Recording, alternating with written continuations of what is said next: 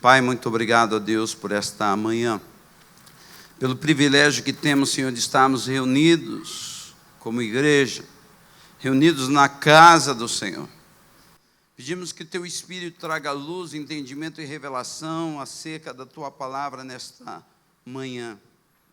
Que sejamos verdadeiramente impactados, Senhor, pela revelação da Tua palavra, que sejamos ampliados no entendimento, Senhor, para cumprirmos o nosso chamado, para funcionarmos no reino de Deus, para impactarmos a sociedade, sermos canais de bênção, Senhor, nessa sociedade.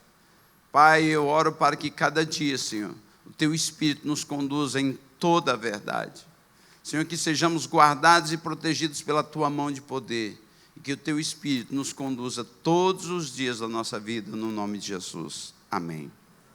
Diga, igreja, ideia de Deus.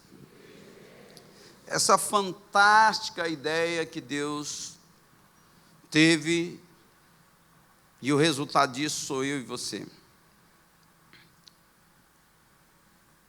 Shakespeare, ele escreveu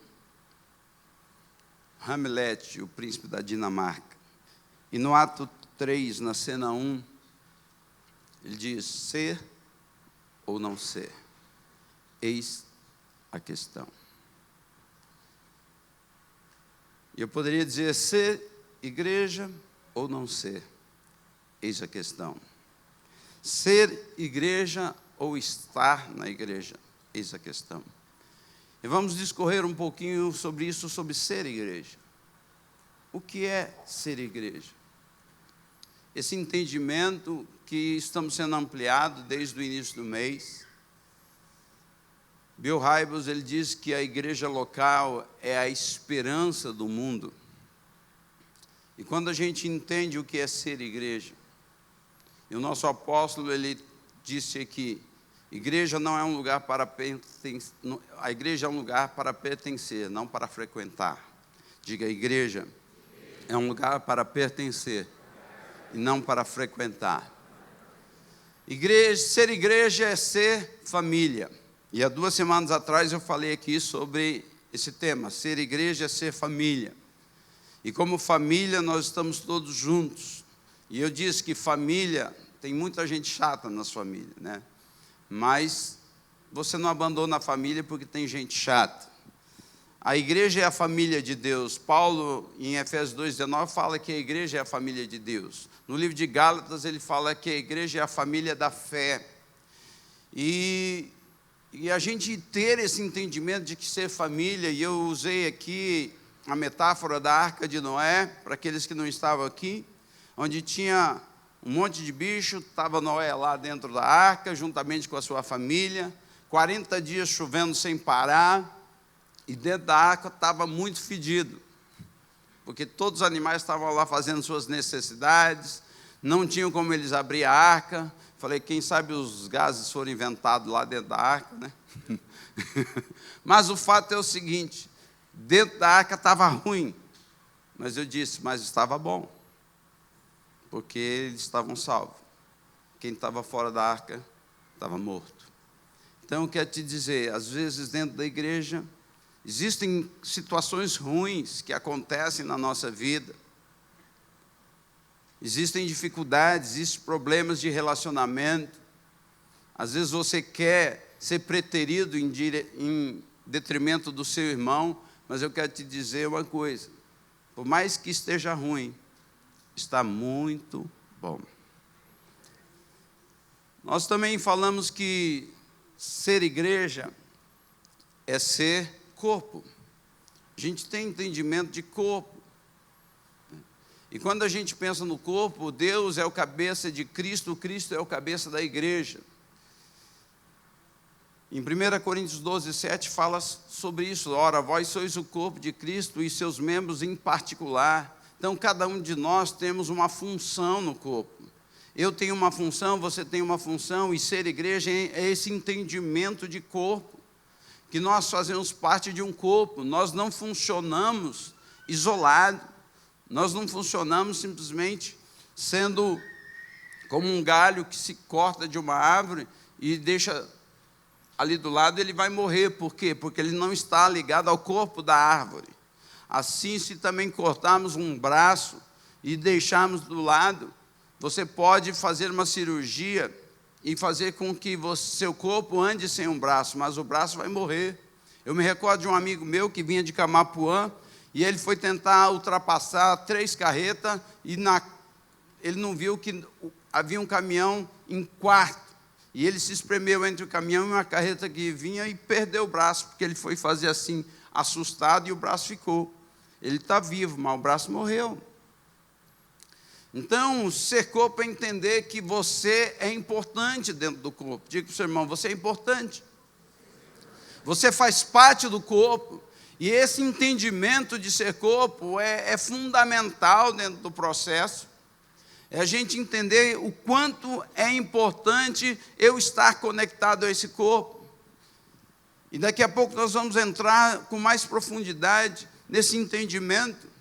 Mas o fato é que você precisa compreender. Quem sabe você entrou nesta manhã, nessa igreja, pensando, ou melhor dizendo, nesse templo, né? Porque a igreja somos nós, e às vezes você está pensando, ninguém gosta de mim. Você não se sente parte. Eu estive na célula do Cachopa essa semana passada, né, que hoje começa uma nova semana, e lá estava uma pessoa, enquanto eu estava ministrando, ele pediu a palavra e testemunhou. Pastor, eu frequentei 5 anos ali, mas eu nunca havia participado de uma célula. 5 anos frequentando, mas sem nunca participar de uma célula.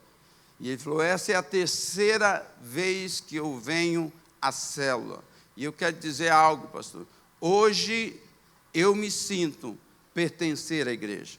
Eu vou me batizar e eu vou ao encontro, e hoje eu sinto que eu pertenço à igreja. Então, como pode alguém, às vezes, frequentar 5 anos um local e não se sentir parte da igreja? Exatamente porque não está conectado ao corpo. Porque muitas pessoas vêm para assistir um culto, para participar de um culto. Então, fala de um estado, fala de um ciclo, fala de um período. Então, tem gente que está na igreja por um período, por um ciclo, por um tempo. Mas ser igreja é pertencer, ser igreja é fazer parte, ser igreja é entender que você é filho, e é filho do Deus Altíssimo, e sou filho do Deus Altíssimo, eu pertenço à família de Deus, e se eu pertenço à família de Deus, eu sou corpo, eu sou parte, eu estou conectado a esse corpo. Eu posso não gostar das coisas que eu vejo, mas eu sou parte desse corpo, porque nem tudo é perfeito. Ser igreja é você entender a importância da autoridade. Lá em Mateus 16, 19, Jesus diz sobre a concordância. Projete para mim, por favor. Jesus está falando com a igreja, falando com Pedro e falando com nós. E eu te darei as chaves do reino dos céus, e tudo que ligares na terra será ligado nos céus, e tudo que desligares na terra será desligado no céu. A igreja, ser igreja é entender a autoridade que está sobre nós, que temos o poder de ligar e desligar. O profeta Elias, ele teve esse entendimento, e ele orou durante 3 anos e meio, não choveu. E depois ele orou e novamente os céus se abriram e a chuva veio. Esse poder de ligar e desligar, nós precisamos compreender isso. Eu tive essa experiência alguns anos atrás, quando nós tínhamos uma igreja na Avenida Júlio de Castilho. Reuni a igreja e falei, vamos orar pela avenida. Parece coisa louca, vamos orar pela avenida, porque a avenida era mão dupla, era mão única, e ia tornar-se mão dupla no outro dia. E alguns dias antes, a Avenida Eduardo Elias Aran também passou pelo mesmo processo, e houve vários acidentes na Avenida Eduardo Elias Aran. Mas quando nós oramos como igreja, na Avenida Júlio Castilho. No outro dia, o jornal noticiou, na terça-feira, que não houve nenhum acidente, que houve somente confusão, mas ninguém se acidentou, não houve nenhum tipo de avaria, não houve nada. Por quê? Porque a igreja se posicionou. Se nós entendemos a autoridade que está sobre nós, e nós como igreja, não é você sozinho não é a igreja. Por isso que Jesus disse: 2 de vós, quantos? 2 de vós, 2 é a igreja. Onde estiver 2 ou 3 reunidos em meu nome, eu estou. Se 2 de vós concordarem acerca de qualquer coisa, será concedido por meu Pai que está no céu. Qualquer coisa. É 2. É ter esse entendimento, é ser ampliado nesse nível de entendimento. E ser igreja fala exatamente disso, da unidade. Porque concordância, ser igreja, é entender o poder da unidade. Porque a concordância, o que é? Fala, existem muitas pessoas que dizem assim, e às vezes é costume, às vezes nas comunidades, quando se reúne, concorda comigo. E aí alguém faz uma oração lá, e todo mundo está lá. Mas isso é concordância de fato, sim ou não? O que é concordância? É quando eu e você colocamos o coração em algo e aquilo vai acontecer. Nós, recentemente, mudamos o nome da igreja e agora nós somos Igreja Evangélica Comunidade Global. Qual é o sentido de sermos Igreja Evangélica Comunidade Global? É porque Deus trouxe um entendimento, uma revelação ao nosso apóstolo. E esse entendimento é de que nós vamos sair de Jerusalém, que é Campo Grande, e vamos alcançar as nações da terra. E quando isso vai acontecer? Quando você concordar com Ele. Quando você colocar o coração nisso. Quando você dizer assim: apóstolo, eis-me aqui, envia-me a mim. Quando você se dispor para trabalhar, para cumprir o propósito e o chamado para o qual nós somos estabelecidos na terra. Eu e você fomos estabelecidos nessa terra com um propósito. E enquanto nós não cumprimos esse propósito, nós ficamos frustrados, tristes, abatidos. Por quê? Porque parece que está faltando alguma coisa. E por que está faltando alguma coisa? Porque não estamos cumprindo o nosso propósito. Todos nós temos um propósito. Se você dentro do corpo é mão, o seu propósito está bem claro. Se você é pé, tem um propósito claro. Mas tem gente que é pé e quer ser mão. Tem gente que é mão e quer ser pé. E é por isso que não funciona. Você precisa entender quem você é no corpo. Qual é a sua função dentro desse corpo. E quando eu e você entendemos isso, funcionarmos perfeitamente, não existe nada que pode parar a igreja.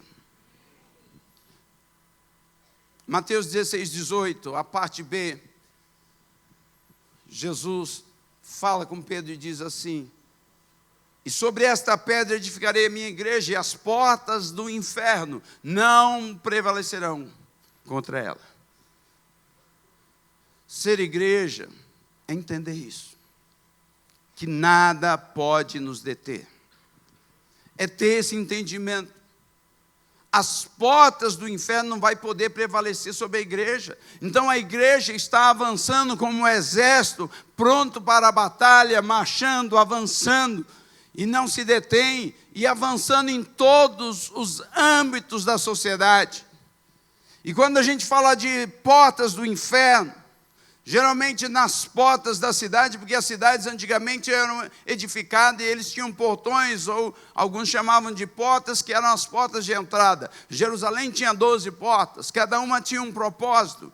E aquelas portas geralmente era o lugar onde, quando você assiste aqueles filmes antigos e você vê aquelas cidades fortificadas, o que eles mais fazem é tentar romper as portas para entrar na cidade e conquistar a cidade. Então, todo o objetivo do exército inimigo é romper com as portas daquela cidade para entrar lá. E a gente precisa entender que porta é lugar de autoridade. Geralmente, todas as discussões importantes de uma cidade eram feitas na porta de uma cidade. Então, o lugar de maior autoridade hoje na nossa sociedade é o governo. É onde é decidido todos os destinos, seja municipal, estadual ou federal, todos os destinos, nosso, como brasileiro, ou como campograndense, ou como sul-mato-grossense, são decididos aonde? No governo. E a igreja precisa avançar e romper com esses portões do inferno, colocando pessoas lá que possam realmente demolir toda essa ação das trevas e realmente colocar pessoas que possam ter a mente de Cristo. Através da mente de Cristo, nós vamos começar a invadir o inferno e povoar o céu.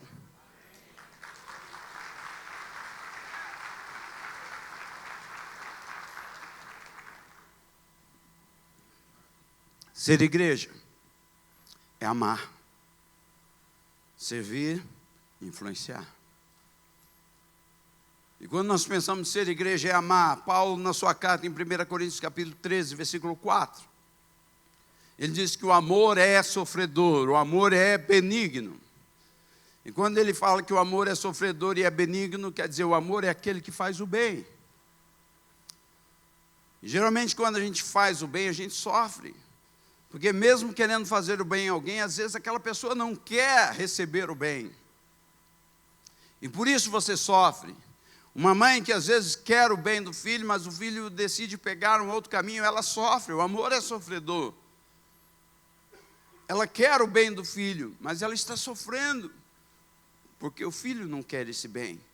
Então, é entender que o amor é sofredor, e é diferente de paixão. Porque o amor é aquele que ele está disposto a se sacrificar pelo outro. E a paixão, ele quer que o outro se sacrifique por ele. É o inverso. Porque muitos casamentos têm sido destruídos. Porque muitas pessoas dizem hoje, eu te amo e amanhã eu te odeio. Porque são todos movidos por uma paixão louca, desenfreada, onde o único desejo dele é o seu egoísmo ser satisfeito, preenchido, pessoas egocêntricas. E hoje a gente vê um monte de pessoas depressivas, doentes, cheios de ansiedade. E por quê? Simplesmente porque ele vem em primeiro lugar. E todas as vezes que você vem em primeiro lugar, você vai sofrer. Porque a verdadeira felicidade não está você em primeiro lugar. A verdadeira felicidade está você aprender que Deus tem que estar em primeiro lugar e você vai amar o seu próximo como a você mesmo. Quando eu e você entendemos isso, que Deus tem que estar em primeiro lugar na nossa vida, nós começamos a nos esvaziar de nós e começamos verdadeiramente a enxergar o outro. Porque compaixão, que é um atributo do amor, a compaixão te leva a uma ação. Você pode ter pena, você pode ter dó. E você ter pena, ter dó é simplesmente um sentimento que você tem. Mas quando você tem compaixão e movido por amor, você age. Você age para resolver aquela situação. Você age para fazer algo em favor daquela pessoa. Então o amor é sofredor, o amor é benigno. E depois lá no versículo 7 ele fala que tudo sofre, tudo crê, tudo espera, tudo suporta. O amor é isso. O amor tudo sofre. O amor, ele sempre acredita que pode mudar. O amor é cheio de esperança, ele espera. Ele sempre espera, como aquele pai do filho pródigo, que ele vai e se arrebenta todo, gasta todo o dinheiro, mas o pai não para de ficar ali na porta, esperando que um dia o filho volte. Esse é o amor que espera que um dia o filho volte. Mas quando o filho volta, esse amor que ali quando Jesus conta aquela parábola, ele está revelando o coração do pai que é Deus. É aquele pai que quando o filho volta, ele não vai esfregar na cara do filho e dizer, olha, eu te dei todo o dinheiro e você torrou. Não, é aquele pai amoroso que abraça, que beija, que troca as tuas vestes, troca as tuas sandálias, coloca o anel de novo no seu dedo e diz, você é meu filho. Esse amor que nós precisamos viver. Esse amor incondicional. Porque a partir do momento que você põe condições, não é amor. Porque o amor não põe condições. Sabe o que se põe em condições? Manipulação. Está cheio de pessoas manipulando umas às outras. Está cheio de pai manipulando crianças para que a sua vontade seja estabelecida. Está cheio de mulheres manipulando o marido para que o seu desejo seja cumprido. Está cheio de homens manipulando a sua esposa para que o seu desejo seja cumprido. E isso é pecado. Manipulação é pecado. Se você passar de ano, vou te dar uma bicicleta. O que você está fazendo? Manipulando seu filho. Ele deveria estudar, você deve ensinar para ele que ele deve estudar, que é bom, que é correto. Não ficar manipulando. A esposa, se você me der isso, eu te dou aquilo. Aí nós vamos coisar hoje. Né? Então, isso é manipulação, isso é pecado. Mas está cheio. E não é lá fora não, está cheio dentro do corpo de Cristo. Nós precisamos ser inundados pelo amor.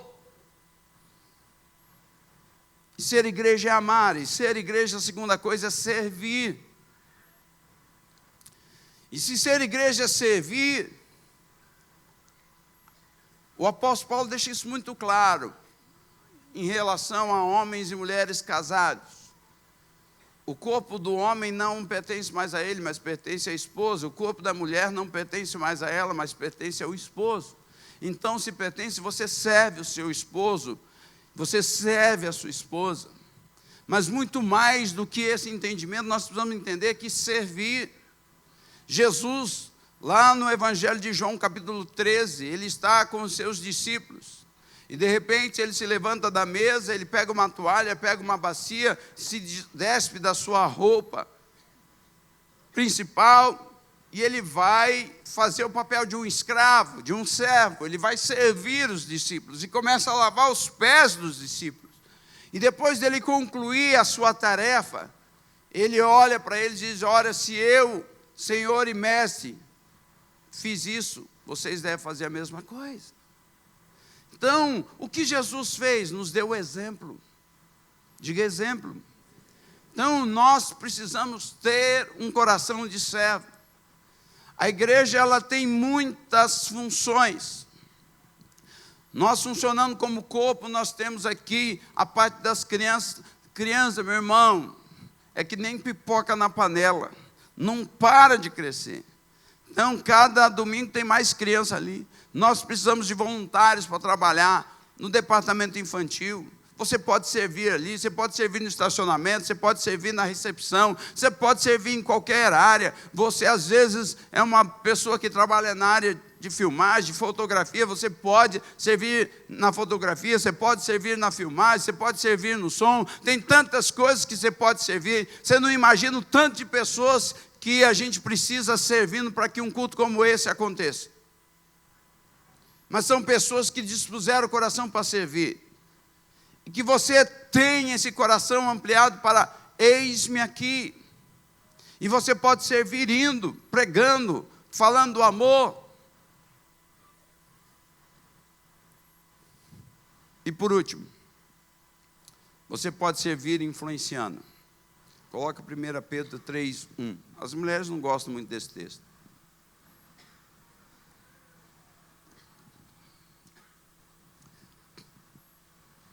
Semelhantemente, vós, mulheres, sede sujeitos aos vossos próprios maridos, para que também, se alguns não obedecem à palavra pelo pó de suas mulheres, sejam ganhos sem. Sejam ganhos sem. Sejam ganhos sem.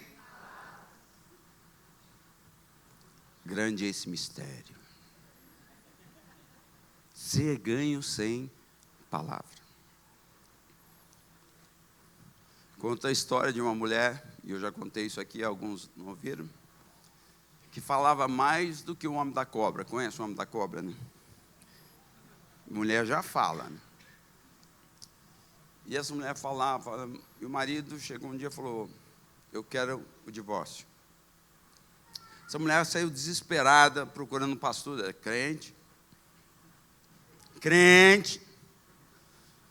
correu para o pastor: pastor, meu marido quer separar de mim e tal, o que eu faço, pastor? Aí o pastor falou assim: Espera aí, pegou lá uma garrafa de 2 litros, encheu d'água, falou assim, eu vou orar nessa garrafa. E orou, fez aquela oração poderosa, falou assim, todo dia que seu marido chegar em casa, você tome um golinho, e se só engole depois de meia hora.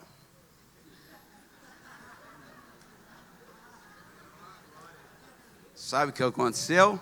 O casamento foi restaurado. Passou um mês, ela voltou lá. Pastor, acabou a água. Funcionou, pastor. Ora noutra garrafa, pastor. Aí o pastor deu a lição. Não precisa de garrafa, meu irmão. É só você fechar a boca quando o marido chegar em casa. Então, quando a gente não entende esse propósito, e aqui diz, põe o texto aí para mim. Semelhante vós, mulheres. E eu quero dizer uma coisa. A noiva de Cristo é tida como uma mulher na Bíblia. Todo teólogo sabe disso. Todo mundo que estuda hermenêutica, homilética, vai aprender um pouco sobre isso. Que a noiva de Cristo, a mulher, ela é a figura da igreja. Então, aqui o que... Põe o texto aí para mim, por favor. Você esqueceu. Vós, mulheres, sejam sujeitos a vosso próprio marido. Se nós somos a noiva do Cordeiro, nós devemos ser sujeitos a quem? Ser sujeito a quem? A Cristo. Deus é o cabeça de Cristo, Cristo é o cabeça da igreja. Mas cada igreja local, Deus estabelece um pai. No caso da nossa igreja, o pai é o apóstolo Edmilson, que é o cabeça desse corpo local, onde as diretrizes, aquilo que Deus vai falando com ele vai repassando à igreja, onde Deus deu para ele esse tema para nós ministrarmos nesse domingo. E quando a gente entende o que é influenciar, não é falar feito um papagaio, não é ficar gritando, não. Aqui diz que se alguns não obedecem à palavra pelo porte de suas mulheres, sejam ganhos sem palavra. Então a mulher, se ela é sábia na sua casa e seu marido não é crente, sem palavra, ela pode ganhar o marido. Se você que é a noiva de Cristo, a igreja de Jesus, lá no seu local de trabalho, você não precisa ficar simplesmente gritando para todo mundo que você é crente e pregando. Não, a sua atitude vai demonstrar que você é filho de Deus. As pessoas vão desejar, a sua família, você se converte, sua família toda não é cristão, mas a sua postura, você vai ser testado, você vai ser aprovado. Eles vão te perseguir, eles vão tentar fazer você desistir da ideia de ser um cristão. Mas se você permanecer firme, sem revidar, entregando tudo a Deus, com a sua boquinha fechada, vai chegar um momento que eles não vão suportar, e eles vão estar aqui congregando com você. Por quê? Por causa da sua atitude, no seu local de trabalho, as pessoas vão perceber que você é uma pessoa honesta, que você é uma pessoa correta, que você é uma pessoa dedicada, que você é uma pessoa fiel, que são características de todo cristão verdadeiro. E quando as pessoas começam a ver isso na sua vida, quando elas começam a ver a alegria no seu coração, às vezes as coisas não estão boas para você. Seu salário está atrasado, mas você está sorrindo, você está alegre, você está feliz, e os outros seus colegas estão lá reclamando, falando mal do patrão, falando mal da empresa, mas você está cantando, você está dando glória a Deus, porque a sua alegria vem do Senhor, não vem do seu salário, não vem das coisas efêmeras, as coisas que simplesmente se dissolvem. Não, a sua alegria vem de algo muito maior que é Jesus. E quando você tem essa alegria, as pessoas começam a perceber que existe algo diferente em você. Ontem eu estava num jantar e a pessoa falou assim: eu me converti porque estava num monte lá, me chamaram para ir para um monte de oração. Ela chegou lá no monte da oração, aí estava lá uma pastora, e ela pregando, o dente dela caía, e ela pegava o dente e colava, e o dente caía, e ela sorrindo, dando a glória a Deus. Ela não tinha o que comer em casa, mas ela tinha uma alegria tão grande, que eu falei, eu preciso desse Jesus. Então, não importa a sua circunstância, não importa o que você está passando. Às vezes você entrou aqui achando que é a pessoa mais infeliz do mundo. Eu quero te dizer, pare de olhar para o seu umbigo e olhe para Deus.